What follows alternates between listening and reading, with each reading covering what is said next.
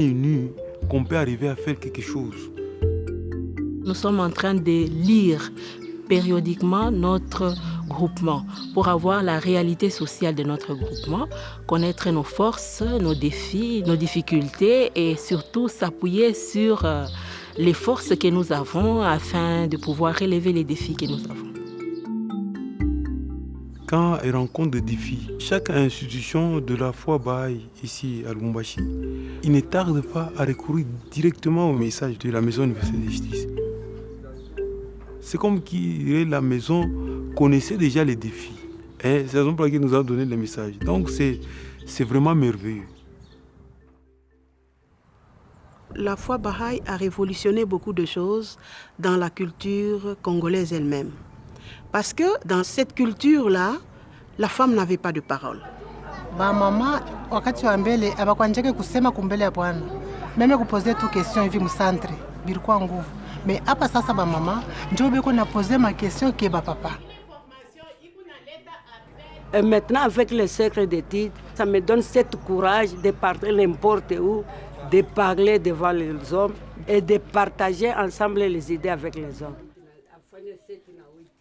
À l'époque, c'était les hommes et ils n'amenaient pas leurs femmes aux activités. Et lorsque cela a été constaté, on a eu des réunions, des réflexions et les femmes ont dit que ce sont les hommes qui nous empêchent de venir aux activités. Les femmes aujourd'hui, elles sont à toutes les activités et c'est elles qui soutiennent pratiquement les activités de la communauté. Un autre point qui était un défi, c'était la consultation en famille. Les femmes disaient que les hommes les informent, ne consultent pas. Et les hommes disaient que lorsqu'on démarre une consultation, les femmes veulent seulement que ça soit décidé ce qu'elles aiment. Les efforts sont en train d'être faits par les amis et on le voit à travers l'unité qu'il y a dans chaque famille. Moi, je suis une mère de famille. J'ai beaucoup d'enfants, 6. Pour gérer notre temps comme coordonnateur, il y avait beaucoup de défis. Mais avec le processus de l'Institut, on a vu que les maris, ils encouragent leurs femmes. Et les femmes aussi sont encouragées par les autres femmes là, qui ont commencé déjà à entrer dans le processus de l'Institut. J'ai 7 enfants et je suis coordinatrice du groupement, des groupes de pré-jeunes. La foi nous a vraiment aidés, nous a donné tous les outils, nous a montré comment planifier notre temps et on ne doit pas fragmenter. Et on nous dit que le service doit être au centre de la vie de tout un croyant.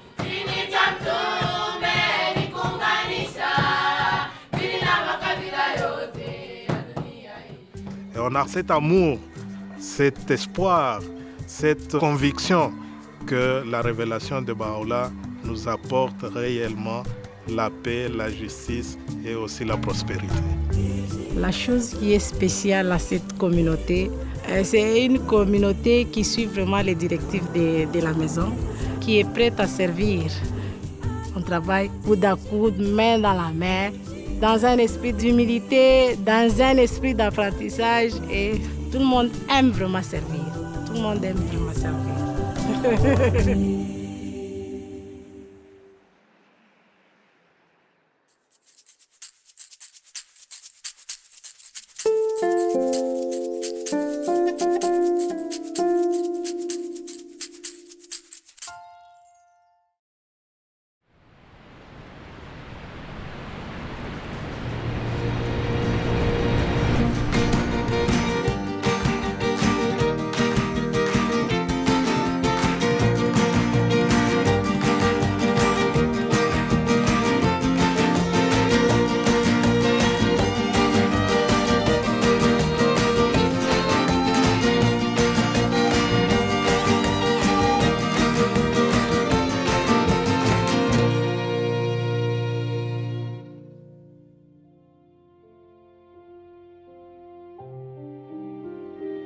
Abdul-Baha blessed the continent of North America with his presence during his historic travels to the West from 1911 to 1913. During this journey, he visited Canada for a total of 11 days.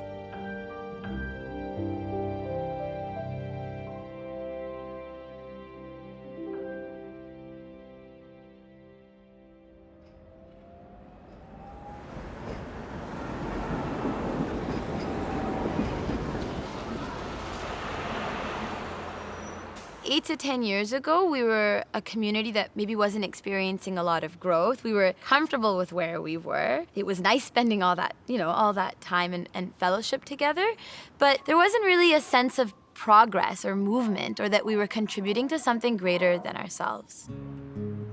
So 6 years ago, we held a meeting, a gathering, to really talk about this question of how do we grow.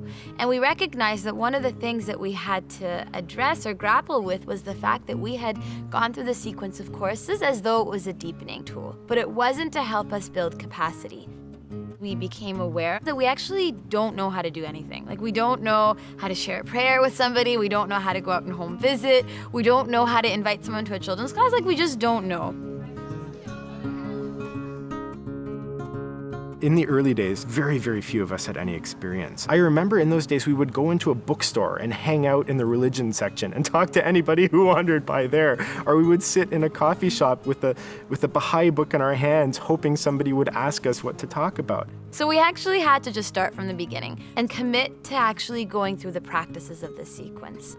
One of the very first things we did, as simple as it sounds, is that we committed to sharing 5 prayers with people that we knew within a span of 2 weeks. And this caused a lot of anxiety. There was emails going back and forth. I tried it this way, it didn't work. I tried to bring it up, I messed up on the prayer. It was hilarious, but it was really quite interesting that something so small, seemingly small, to share a prayer with someone was actually such a big step forward.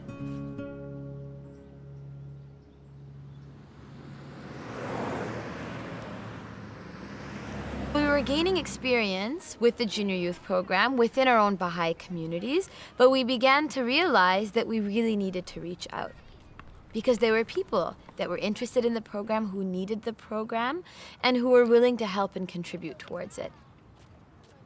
What we came up with was a 2-week training in the study of Book 5 that had embedded within it an action component, and it was intended for actually youth across the country, because we didn't have enough resources within our own cluster. So these youth spent 2 weeks together, immersed themselves in prayer, in the study of the writings, in the study of Book 5. And in the evenings, they would go out into neighborhoods that were already selected and identified, and would have conversations with parents and junior youth, and within that week start a junior youth group.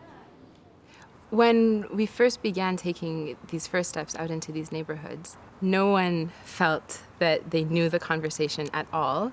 So we had to figure out, what words do you say to invite a junior youth into the program? What words do you use to help a parent understand what this program is about?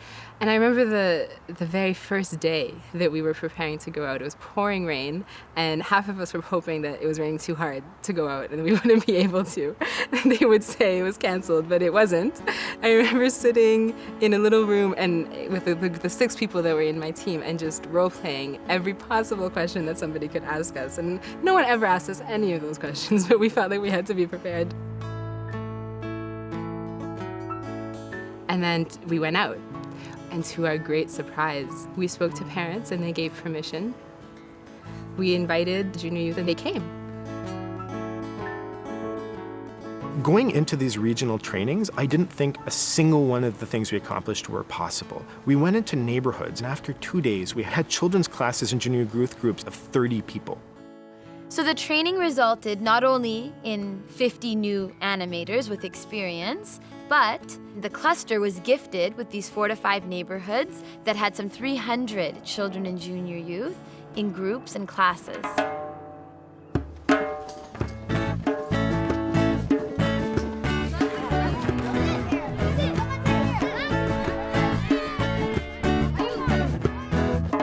Years ago, I was outside playing with my friends. An animator was playing too, and while we were hiding from the person who was it, she introduced me to junior youth group.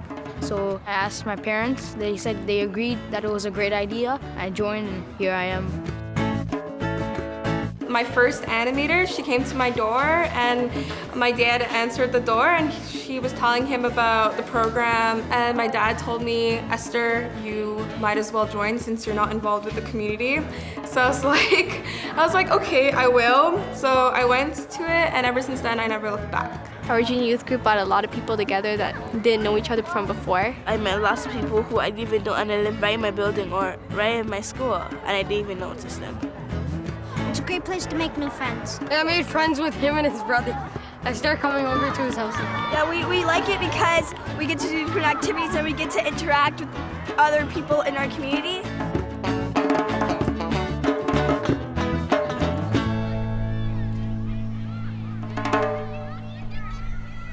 So, can someone read for me what this book says? Tuva. Breezes of Confirmation, right. And what this book is it's a story about a junior youth much like you guys. So it's a 13-year-old girl named Musanda. And we're gonna read about some experiences that she's had. It'll help us ask some of these questions that I think we're all facing. Questions about what we wanna do with our life, how can we best be of service to humankind? This junior youth program affected my life, drastically. Every time I'm around somebody new, I try and think of what I learned and how it would affect other people, and I try and spread the knowledge. I've learned that my actions have a lot of effect on people, and it taught me to reflect on my day and show what's good and bad and how I could change for next day. It showed me that we need spiritual excellence because without it, it'll be really hard to succeed in life. And spiritual excellence is when you use your knowledge and you use your heart and compassion and blend those two together and help someone. I used to get teased and bullied around the neighborhood. But then my animators, they helped me a lot to get through stuff, and if I have a problem, I would talk to them about it. Now, nothing really happens, and when I graduate junior youth, I will become an animator and just give back what I got. Sometimes that's hard, to explain how we're feeling, right? Or even what we're thinking, okay? So one of the things that we're trying to do in this group is to develop our capacity to be able to find those words. There's some moments where you want to say something, but you really can't express it. So this group really helps you because it tells you how you can express your feelings.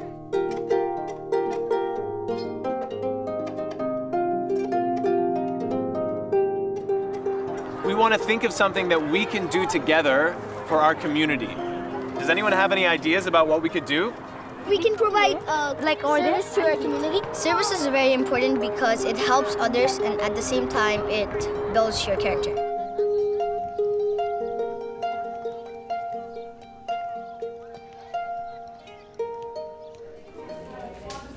The junior youth group that I'm animating in, we've just did a service project. They wanted to show the community what healthy eating was and what's diabetes and how they can prevent it. These ones on the bottom is what you should do every day. Here's what you should do 3 to 5 times a week. Lots of people don't eat healthy now. And a lot of people have diabetes, which is a big concern. Many of our parents have diabetes. So we want to put an end to it.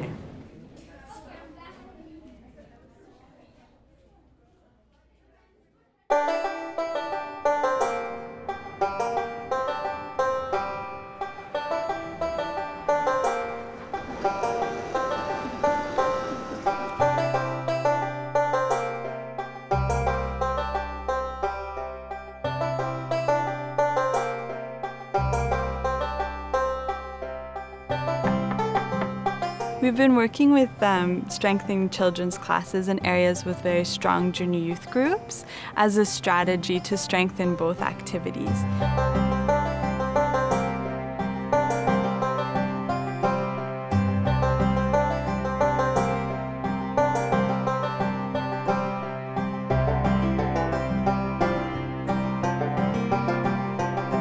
I like coming to children's class because I can make airplanes and draw. I make new friends by coming to this class. When you're praying, God gives you blessings. When I'm sad and I pray, I get happier. I learn learned from Abdul Baha that you have to be kind, respect people, and help.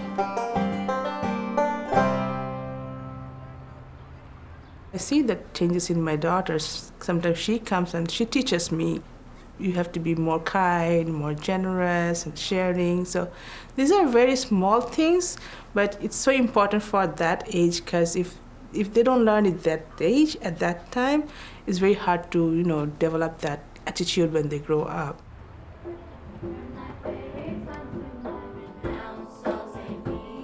The animators in our neighborhood have worked very consciously to connect the junior youth group to the children's classes in the neighborhood.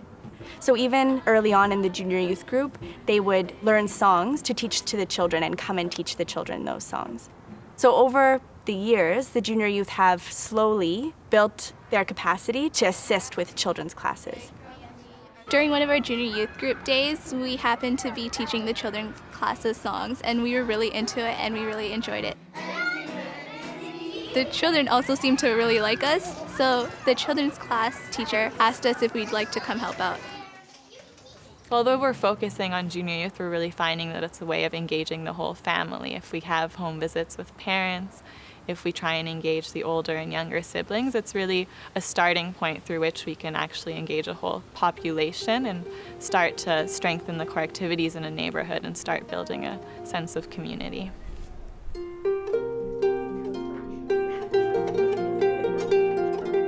Our study circle has now progressed on to book 2. We've just spent some time talking about who we can, in fact, home visit. And in the same building, there's currently a junior youth program and a children's class.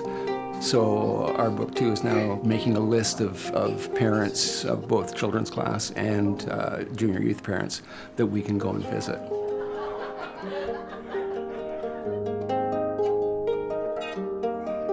One of the reasons why we wanted to host this devotional is to uplift the spiritual character of our neighborhood.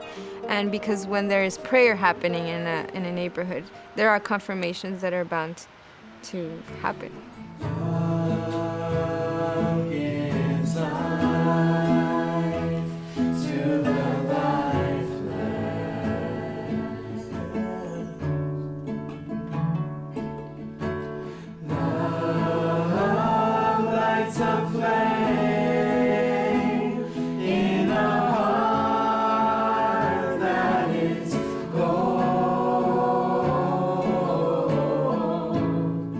Today, that first group of junior youth have graduated the program and are now youth and are now studying the sequence of courses. And they're carrying out acts of service commensurate to their capacity and desires. So they're serving as animators and they're also serving as children's class teachers. I've been in this program for about 6 years now. I've done all the books and I've done a few Ruhi books, and now I'm animating my own junior youth group right now. I like working so much with junior youth because I can see myself in them, how I was when I was younger, and I knew how I grew up to be. They might even be better. My animators that I was in with the junior youth, they came to me and asked me if I wanted to do my own program. So me and my friend from the junior youth said, okay, yeah, let's do it. So we went door to door, and then we had 2 kids for the first meeting, which I was kind of sad about. But then the next meeting, we had 12. So I was like, yes, the 2 became 12. So something must have happened to those 2 kids. It's only right to show the compassion and the guidance that I have been shown and pass it down. By spending time with friends who drink alcohol a lot, can we protect ourselves from getting into a habit of drinking alcohol? No. No? Okay. Why not? Why is that the case? I really care about the youths in our community. Honestly, other things out there, such as going to the park or anything, they're not really impacting anyone but yourselves. But knowing that coming to this program, you help guide other people, that's what really matters at the end, making a difference.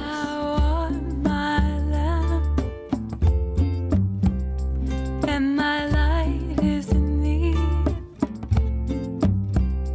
Get out from it thy radiance.